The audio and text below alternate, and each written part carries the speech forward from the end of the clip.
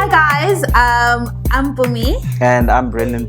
So we've decided to do something a little different. We're doing a 4-week documentary called Our Love Journey. Going to bring on a few couples that we look up to, that we admire, and they're gonna tell their story about their love journey, different things, highlights, the lows, and all things concerning love. Yeah, so it's just gonna be like people's stories and how their journey has been. We're just kind of trying to showcase different love stories. We were inspired by the documentary Black Love. Oh yeah. Yeah, and when we watched it, it helped our marriage so much, especially because we were in our first year of marriage. Yeah. And sometimes you feel like you're alone when you go through stuff until you hear other people's stories, and then you're just like, oh, okay, so this happens to other people as well. So we just wanted to do something similar, but share it from a perspective of South Africans and where it's more relatable. Yeah. I've been feeling this way since we hooked up. I ain't walking away no matter what. Tell me what you're fighting for, and I will fight with you. Cause this is our love story. This is our journey. This is our love story. This is our journey. How did you meet? You wanna start? I think you should start. Okay. We met at church. Yeah. But the first time I actually met him was I was supposed to be his wedding singer. Yes. Okay. You want to go there? It's all right. Yeah, it's okay. So we met through my sister's husband. Yeah, he was like the mutual guy. And then they were friends. Or you guys were in the same church, right? They were in the same church. And then my sister needed a lift club to Joburg. And then he happened to work in Joburg. So he gave my sister a lift. And somehow, they had conversations in the car, and he found out that she has a twin, and then he was like, "No, if you have a twin, I'm gonna marry her." Like, oh my gosh. She used to work for, she used to do special projects for Warner Brothers. And then Malcolm met with Gail, in other words, to say, can we come and do the same thing that you did in America, which is Soulful Celebration. She managed Take 6 before that. And all those, come, let's do the Soulful Celebration type project in South Africa. So that's how we met then, because I pay people to actually recommend my name. So they said that I'm the I best was one. his boss for 2 years. I was the best one for the project. So then I was recommended to produce. You see. We've met 3 times. Yeah. The first time we met at Campus Square, but he didn't notice me, and I didn't notice him. I did notice her, just not in a positive way. Why? Because she was looking terrible. I was going to the hair salon. By the time he proposed, I was already engaged, you know. Yeah. But I'm here, all that fell apart. So when I told him, but well, there's somebody who I'm interested in, and he's actually ready to go and open negotiations with my parents and all that. He said, don't tell him about other people. I'm talking about myself. That's history. I'm here 50 years. Easter weekend was our thing. So what happened is we used to hook up when we were 9 years old at church. We were both 9. Hook up means we'd play hide and seek. We'd see each other like, hey, all the cousins Luke. and all the friends. Hi, Well, the Luke. families are good friends Yeah. on their own, aside of everything else. So it made things much easier for us to get to know each other. I actually met him. He was engaged to my friend, and we were in the worship team together in the church that we were in. And for the first time, I actually met him over lunch. So I went over to her place, and she wanted to introduce me to her fiance, and that's the first time I met him. Rasta was like, no, she's in a relationship. She's not interested. And you know that whole story. And then yeah, I was busy with theater at the time. I was doing a lot of theater plays, and then there was a day where my sister had to come to the South African State Theater, and he dropped my sister off. And you saw me, ne? You saw me there. Yeah, I did. And then, he was invited to my sister's lobola braai, and then that's when I think we had a conversation. And then he reminded me, oh, I know I'm that guy. I was giving your sister a lift and everything.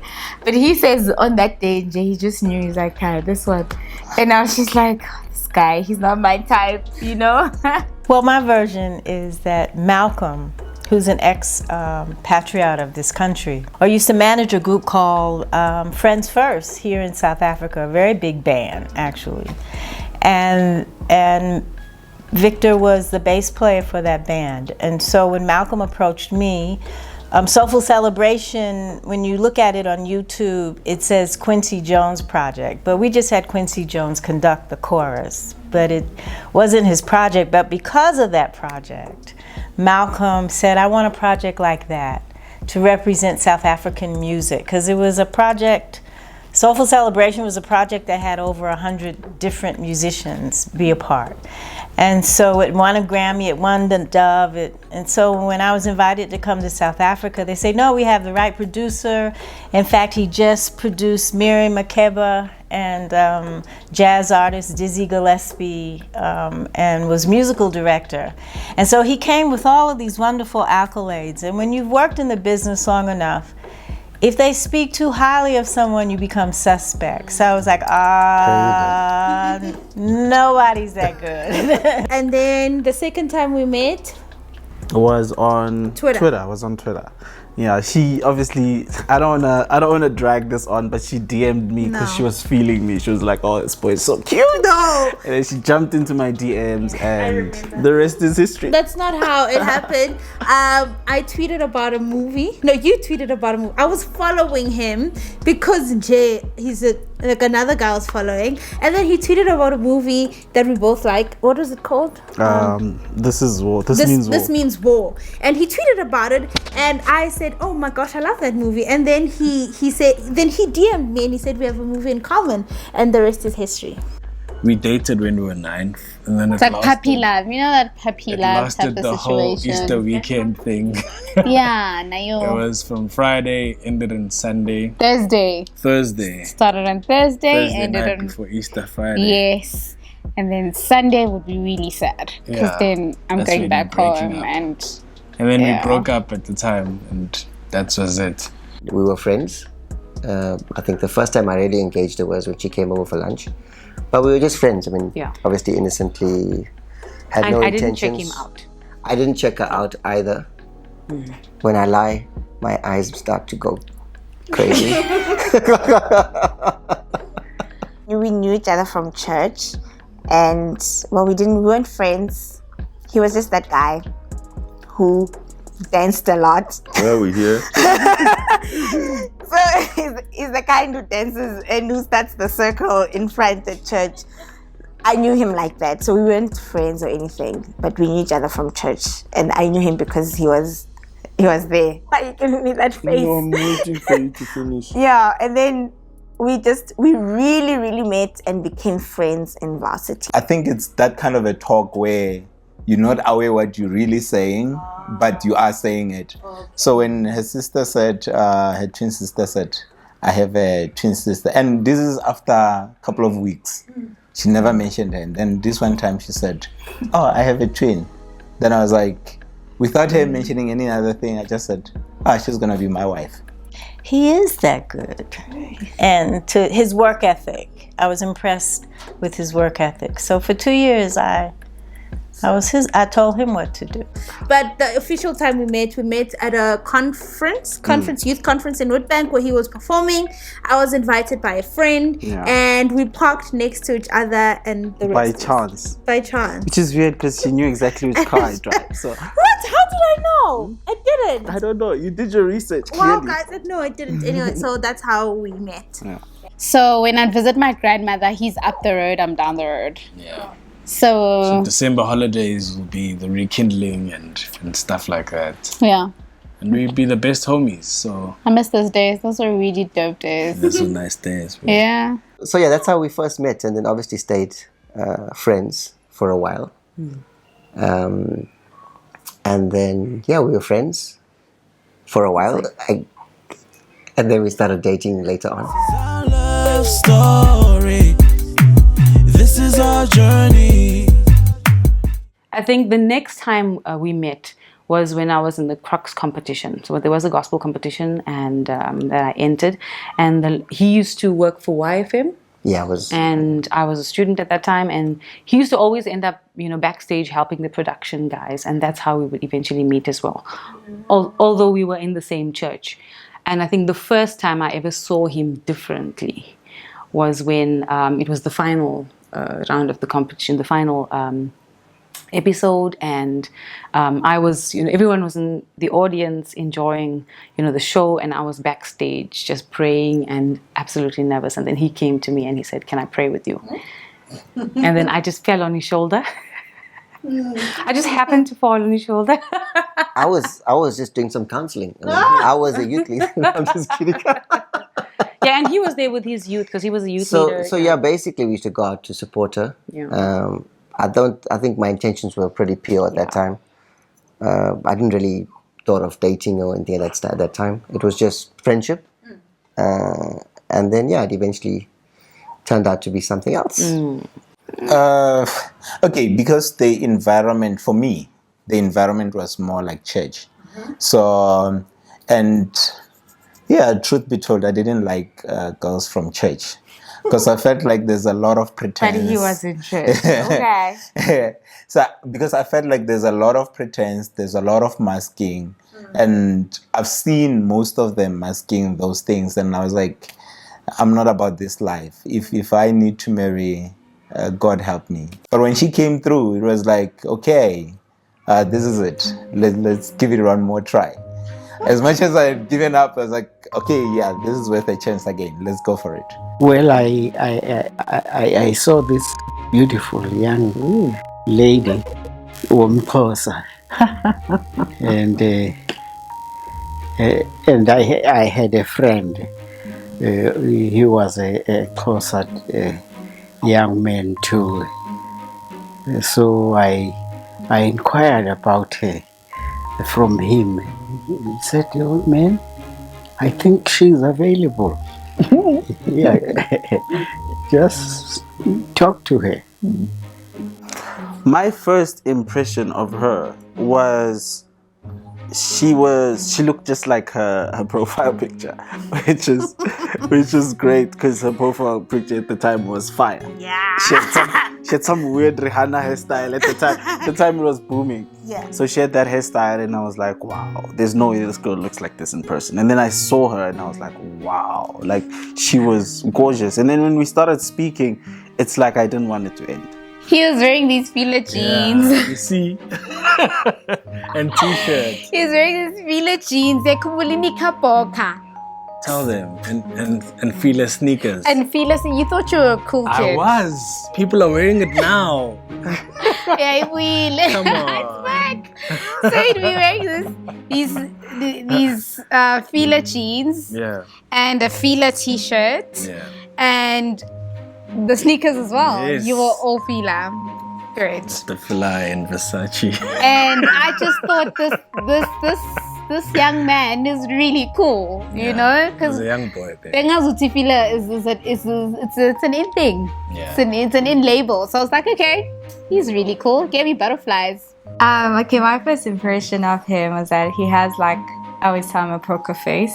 So his poker face is like when he's very focused and you're like, and already I've said like he's very like big and you're like, oh, you don't know if like stay away. But when I met him, it was completely opposite. He was so kind, so gentle. But I thought you were a nice person. No. Yeah. No, I thought she was nice. He was friendly. He was nice to everybody, to all the girls. Cut. When I first saw, it was just a friend. Wasn't really anyone that I thought about dating or anything outside friendship. That was my first impression of her. A good friend, and we became good friends. So that was. I thought she was really pretty. Yeah, she's still really pretty. I had never dated a guy that was driving. So in my head, like that had a car, you know. Yeah, so I was young. I was 22. Yeah, 22. So for me, I always felt like guys with cars are so old. They're like sugar daddies. They're like, you know. So I saw this guy. He's driving with like a BM. One series, ne? Yeah, seriously. I didn't even know. I didn't even know what the car is. People say, "Oh, that guy 1 series." I'm like, "What's that?" I was not into guys with cars. I was not into cars. It was never a fascination. So that for me was a big turn off. Like I saw him during the bride. Then when he left, he just went ahead with the sound. He was like down in the window like this. I was like, "Wow, it's over. It's over. It's not gonna work." So yeah, that was my impression. It wasn't the best, you know, but I was like, wow, it's a lot. That's too much attention. I met him at Kippy's because my first visit, the cream of the crop of South African music came out to meet me. And they came to meet me because of Spusiso Victor Masanda. So there was Ray Perry in the room, Spongile Khumalo, probably the older crowd of the cream of the crop at that time. I didn't know who anyone was. But because of his call, just come out, you know, people came out. And so, again, my first impression, Spongile Khumalo gave me the name Busisiwe. Of course, at that time, I couldn't spell it or pronounce it. And I went to Malcolm to ask him, my host, what is this? And he said, why don't you ask him? And he pointed to Victor. And when I went to him, he was just very kind and very gentle. And so I was impressed with, I've always been impressed with his kindness. He's cute. So I'm a piece of meat You now. are a piece of meat. Yeah, that was my first impression. He's cute. And like he said, when we started talking, like the conversation, I didn't want the conversation to end. As a result, he asked me out on a date and we went on a date 2 days later. Yeah. And our first date actually was about 4 to 6 hours long. Yeah, it was we quite sat in long. a restaurant. When we went in, it was light. And when we went out, It was like dark. nighttime. Mhm. Yeah. She sang very beautifully. Sure, I remember there was a time where I'd go and see her before I have to go walk and go back home. She'd be sitting on her dad's car and just singing and singing. I'd be like, oh man. Oh man. Songbird. Yeah, here's my bird. Yes! So I fell in love with that and I liked it. And yeah, that was my first impression of her. Very, very smart, very... She was very cute. She was very thanks. I was just like, wow. And yeah, just hearing all about her and just us having the first 5 minutes of conversation and really God just confirming everything that I'd asked for. My first impression of him, obviously I heard a lot about him from his fiancée at that time, but I think when I actually got to speak to him and meet, I thought, wow, what a humble guy, and I just love speaking to him. But he was just so much about he has such a good heart. He would always help everybody. I would hear stories of him, helping people to do crazy things. He still does. He still makes me crazy now with all the stuff that he does, bringing people home in the middle of the night. But yeah, I just thought he was such a good heart, and he's such a hard worker, and he had his head screwed on right. You know what, I remember something that for me that is called a standout when you meet someone. It's called my heart is to follow and find what God wants for me. That was key. Because for me, you can talk about anything else. But if I know that in the house I'm going to be with somebody who's searching for God, who's going to be growing, getting to learn, that's all I know. That's it. It supersedes everything else. Because for me, I need to know that when I come home, I've got a praying partner. I've got somebody who, when I say let's pray, it's not like again today, but also just to watch an evolution of growth into, oh, you know what, I'm learning more about who I am in the Lord daily. I love that kind of thing. For me, it makes up for the reason, you know, it is to find someone who's seeking after the God. That's it. This is our love story. This is our journey. When I realized that she cared for me sometimes more than she cares for herself. I think she had this thing where she put me first. And I'd never been in a relationship where someone like put me first. I feel like it got to a point where it was two ways. We were both putting each other first. So we both cared about the other more than we cared about ourselves. And I realized that, you know what? I need this person going forward. Like I need you for the rest of my life because I can't live without this feeling. As the conversation started evolving, there are a lot of things that when we spoke, we speak on the same level of understanding that this is where we're headed moving forward. And so there were clicks. So it's not just one. This is like, bingo, oh yeah, you know. We're born in June, the both of us. So it's easy to remember the birthdays. You know? I think for me, literally when, like I said, it was just a mental, or should I say even a spiritual check of just things and values that I'd been praying about, that I was asking God for and the person I'd love to spend the rest of my life with. And as we were talking just together with her and the friend as well, I almost wanted the friend just to keep quiet, and I just wanted to hear a lot of what she was saying. I knew he was the one when we dated officially as adults, which was at 20, I was 23. Yeah, we were 23. Both 23. And he's been pursuing me ever since we were 9. She didn't want to give me a kiss. We've never shared a kiss. He's never given up. I mean, what more? Yeah. He respected me. He respected my cooking. He respected everything about me. I was like, okay. I think when we started dating, I knew when I asked her out, I knew she was the one. The day she made me wait for so long for her to do her hair, right? Yeah, not in White River.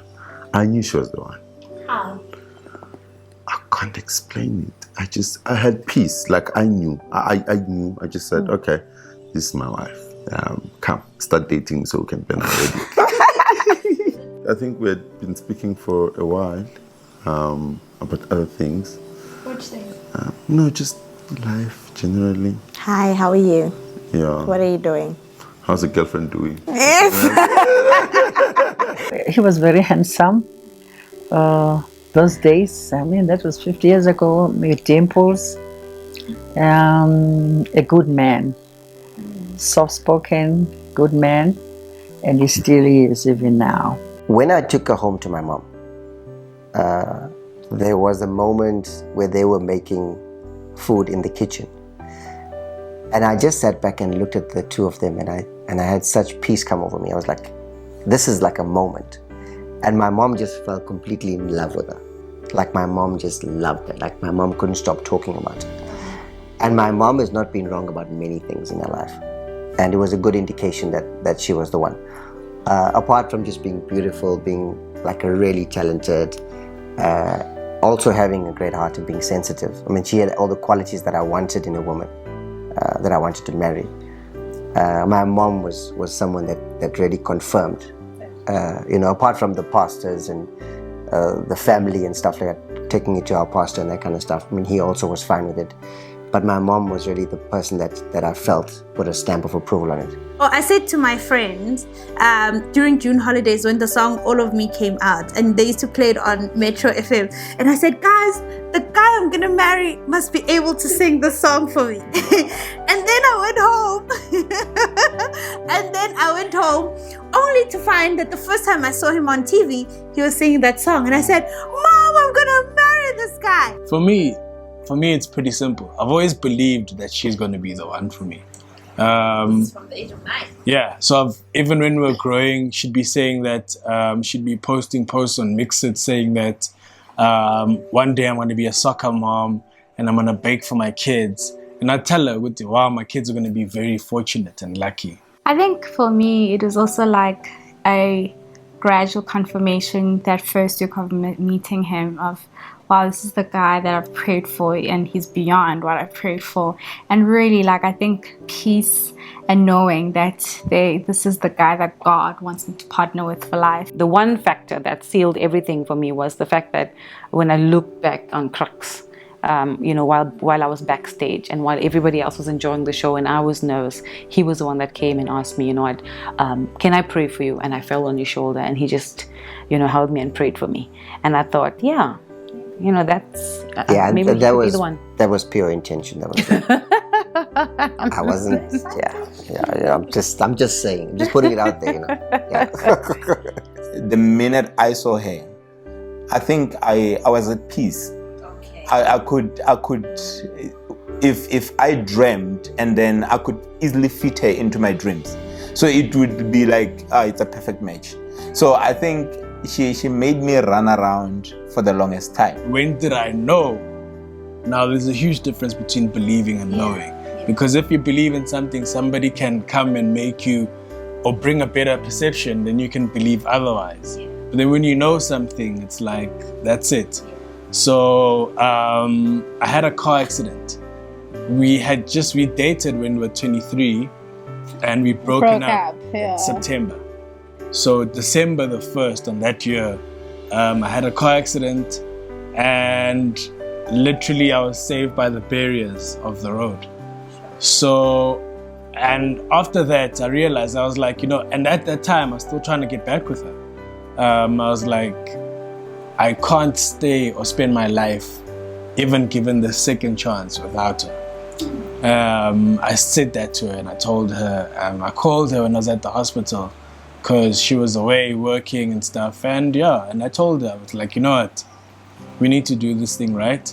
I'm ready to move on to the next level. And I know now that this is my future. Oh, so romantic. My blueprint. Oh my Blueprint God. 101. Very romantic na ko. Come on. Our relationship, God